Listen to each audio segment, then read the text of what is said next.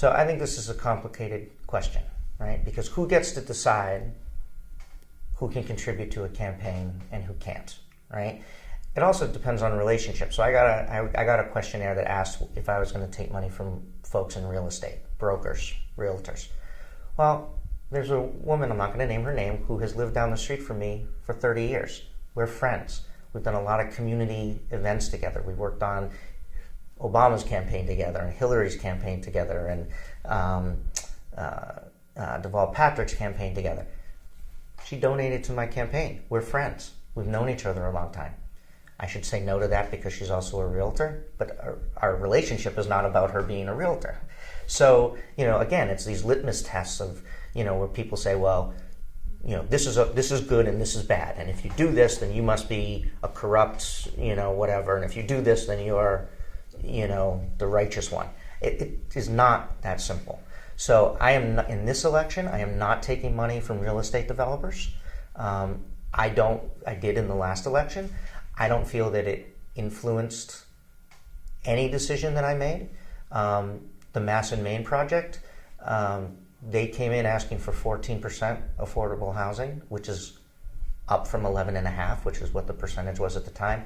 I was the one who took the lead to get them to 20% affordable housing, the highest percentage of affordable housing for inclusionary zoning at that time in the city's history. I then got Boston Properties in Kendall Square to 25% affordable housing. So I am no slouch for developers. I push them. I want them to scream but not run away. I push them as hard as I possibly can push them. But they also donated to my campaign because they knew I was reasonable. They knew I was fair. They knew that I was honest with them and that I was willing to work with them.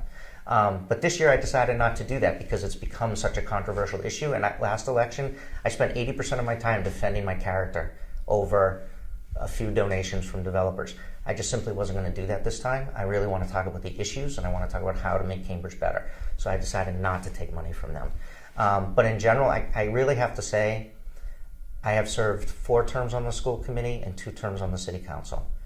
I have served with a lot of people who I don't agree with on different issues. I've served with a lot of people who, quite frankly, aren't going to come over my house for Thanksgiving dinner, and they're not going to invite me to theirs. But I have never served with anybody who I felt did something that they didn't think was right because they got a donation. I may disagree with what they want to do, but I honestly don't believe that anybody is trying to intentionally do something negative to the city because somebody wrote them a check. And so, I understand it's a concern for people. I hate having to raise money. We're all citywide, right? So there are no districts, so you got to cover more ground. You have 26 people running in this election, so how do you get your message out there? And you do that by canvassing the whole city and doing mailings and doing palm cards and all kinds of things. That stuff all costs money. Stamps aren't getting cheaper, right? So you have to raise a lot of money. And I support campaign finance reform. I support looking into publicly financed elections. So I think that there are things that we can do better. But I do think that people need to be, it's far more complex than saying, oh, this person got a $500 check from a person who has this job, therefore they must be bought off. This is a small city. When you've been here forever, you've developed relationships with people. Anthony Galluccio is a former mayor and state senator who is a lawyer for developers. Anthony and I went to high school together. I've known him for 35 years. I know his family, right? I'm not taking money from him this year, right?